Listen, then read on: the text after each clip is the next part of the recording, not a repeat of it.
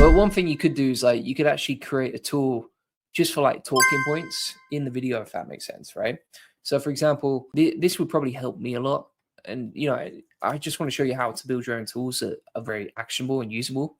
But we could, for example, go in here and we could be like, right, okay, create a tool for my live streams that generates a beautiful guide on that topic, right? So I just paste in my YouTube live stream topic, and you give me some beautifully formatted video notes plus actionable recommendations based on the latest update from this tool. This should be a simplified but useful guide with emojis, formatting, headings, subheadings, etc. Right? Then give me example use cases and prompts, business and personal, related to that topic. All right, so we'll grab those. And then we're going to add, we need to use, probably you want to use like Google search data inside there as well. Because then what we can do is we can create a tool that not just generates the video notes, but also generates that based on the latest updates, right? So it searches the web, finds the latest updates on that particular topic, and then creates the video notes, right?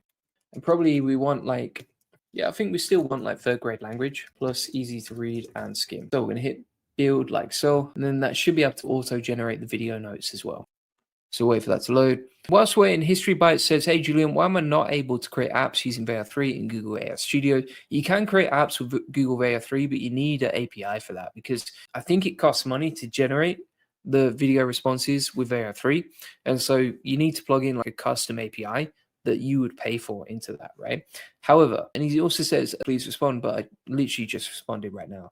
However, what I would say is that when you're doing that, if you don't want to pay for an API, then you can build the exact same tool, but you would use Google Opal, right? So if you go to the AI Money Lab, you go to the AI Money Lab over here, you're going to type in Opal, and then inside the classroom, you'll see all this training on Opal and how to use it for Veo 3.